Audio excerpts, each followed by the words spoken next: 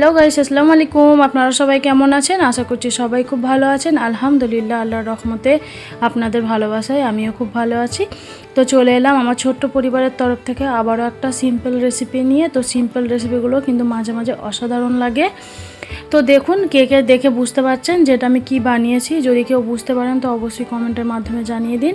তো আমি আজকে বানাবো একেবারে মুখের রুচি ফেরানোর মতো একটা নিরামিষ রেসিপি। তো এই রেসিপিটা কিন্তু যথেষ্ট খেতে খুবই ভালো লাগবে। এই রেসিপিটা বানালে এক প্লেট ভাত কিন্তু নিমেষেই খাওয়া হয়ে যাবে। আর কতটা লোভনীয় আর কতটা টেস্টি লাগছে দেখি আপনারা নিশ্চয়ই বুঝতে পারছেন যে কতটা স্পাইসি আর কতটা সুন্দর হয়েছে রেসিপিটা। তো চলুন, আমি কিভাবে রেসিপিটা বানাচ্ছি পুরোটাই শেয়ার করব আর কি কি লাগবে।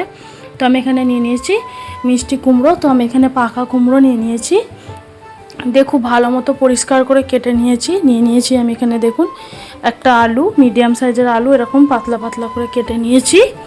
তারপরে নিয়ে নিয়েছি এখানে আমি বড় সাইজের একটা পেঁয়াজ সরু সরু করে কুচি করে নিয়েছি। আর নিয়ে নিয়েছি 5 থেকে 6টা কাঁচা মরিচ। তো কাঁচা মরিচগুলো একটু মাঝখান থেকে ছিঁড়ে নিয়েছি আমি, যাতে ঝালটা খুব ভালো মতো হয়।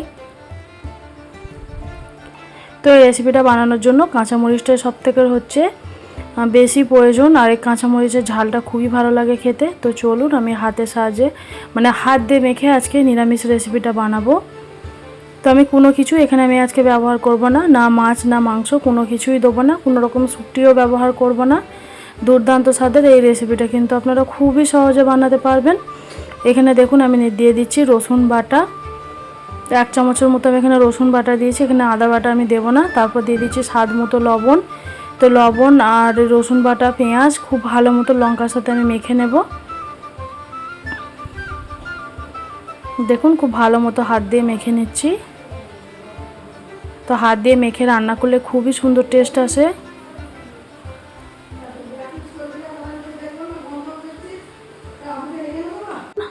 হাত দিয়ে খুব ভালো মতো আমি পেঁয়াজটাকে মেখে নিয়েছি। তারপর দিয়ে দিচ্ছি এখানে মিষ্টি কুমড়ো আর আলুটা। তো আলুটা আর মিষ্টি কুমড়োটা খুব ভালো মতো আমি হাত দিয়ে মেখে নেব এখন। দেখুন, তারপরে মশলার ব্যবহার করব।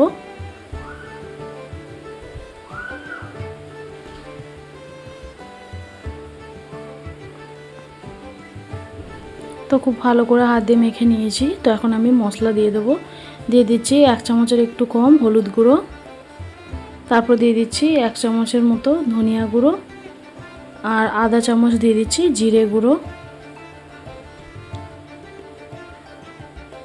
তারপর দিয়ে দেবো 1/2 চামচ মতো লঙ্কা গুঁড়ো। যেহেতু আমি এখানে কাঁচামরিচের ব্যবহারটা বেশি করেছি পরিমাণটা, তার জন্য লঙ্কা গুঁড়োটা অল্প একটু দিচ্ছি আমি।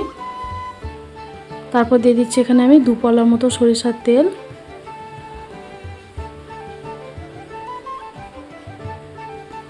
খুব ভালো মতো হাত দিয়ে এবার মেখে নেব আবারও আমি। এই রান্নাটা সবথেকে বেশি টেস্ট হয় হাতে মাখানোর কারণে। হাত দিয়ে মাখিয়ে দেখবেন, কোনো রেসিপি বানালে খুবই সুন্দর টেস্ট হয়।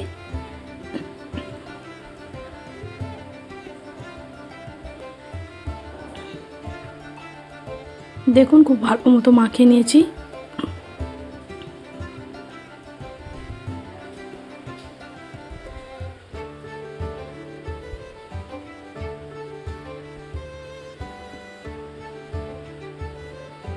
তো খুব ভালো মতো হাত দিয়ে আমি 2 মিনিট মতো মাখিয়ে নিয়েছিলাম।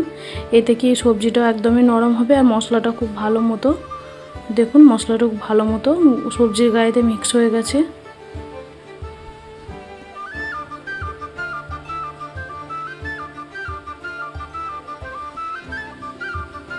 এবার আমি দিয়ে দেবো পরিমাণ মতো পানি। তো আমি এখানে ঠান্ডা পানিরই ব্যবহার করব। তো হাত দিয়ে মাখিয়ে সুন্দর করে একটা শেপ দিয়ে দিচ্ছি। দেখুন, দিয়ে এখন আমি পানিটা অ্যাড করে দেব।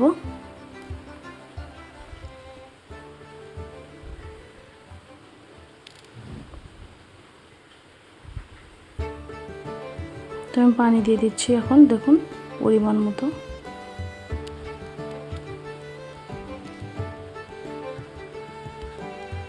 তো হাতের সাহায্যে আমি একটু সুন্দর করে রেডি করে দিচ্ছি। তো কালারটা এখনই দেখে বুঝতে পারছেন কতটা সুন্দর এসছে। এখনও রান্না হওয়াই বাকি, রান্না হওয়ার পরও সুন্দর একটা কালার চলে আসবে।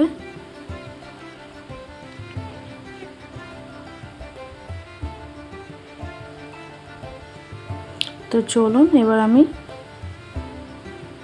এটাকে রান্না করে নেব। ইন্ডাকশনের ওপর বসিয়ে এবার অন করে দিয়েছি। তো এখন অপেক্ষা করব বলক ফুটে আসার।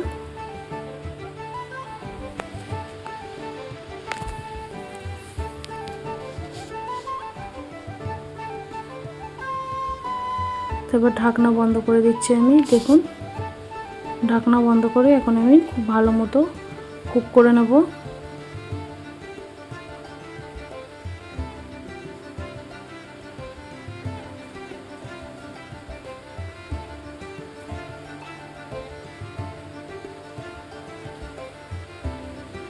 তো দেখুন মাঝে একবার ঢাকনাটাকে উঠিয়ে আমি নাড়াচাড়া করে নিচ্ছি। আর আমি একেবারেই পানির ব্যবহারটা করেছি, এতে সবজিগুলো সেদ্ধ হয়ে খুব সুন্দরভাবে কুক হয়ে যাবে। আমি ডবল করে আর এখানে কোনো রকম পানি অ্যাড করব না।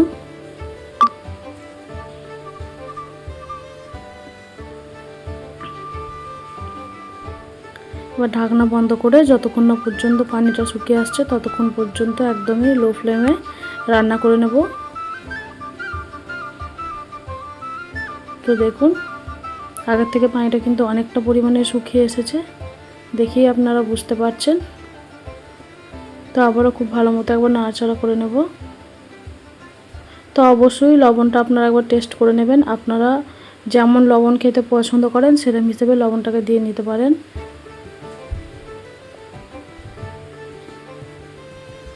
তো পেঁয়াজগুলো খুব ভালো মতো সিদ্ধ হয়ে গেছে দেখুন। আর কিছুক্ষণ জাল করলে পুরো রেডি হয়ে যাবে।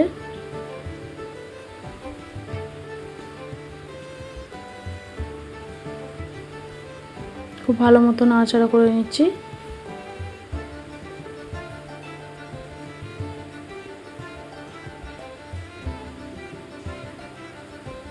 তখন আমি দিয়ে দিচ্ছি হাফ চামচ মতো চিনি, এতে টেস্টের ব্যালেন্সটাকে সুন্দরভাবে বজায় রাখে আর খেতে খুবই ভালো লাগবে।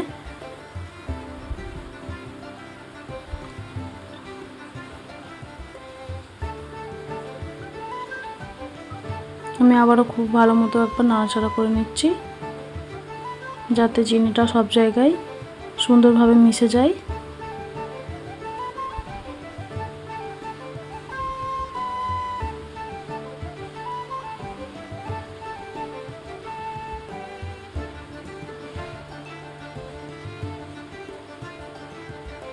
দেখুন সুন্দরভাবে আমি নাড়াচাড়া করে নিচ্ছি।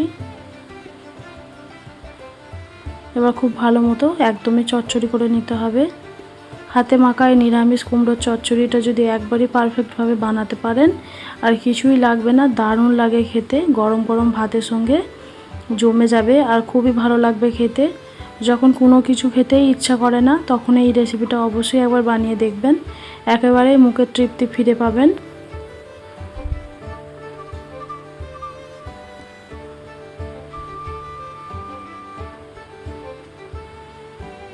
তো দেখুন আবারও ঢাকনা বন্ধ করে আমি কিছুক্ষণ জাল করে নিয়েছিলাম। তো অনেকটা পরিমাণের শুকিয়ে এসেছে, আরও কিছুক্ষণ আমি জাল করে নেব। আমি একটু ফ্রাই প্যানটাকে ঘুরিয়ে ঘুরিয়ে ঝোলটাকে একদমই শুকিয়ে নিচ্ছি।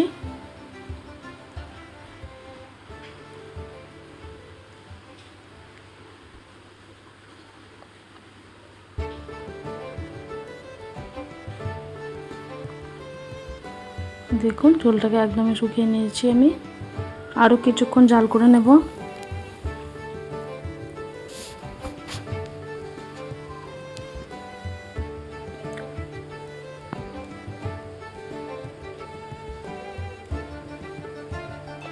একেবারেই আমি পুরা পুরা করে চচ্চড়িটা বানাবো, ওটা খেতেই বেশি পছন্দ হয়, মানে সবাই পছন্দ করে।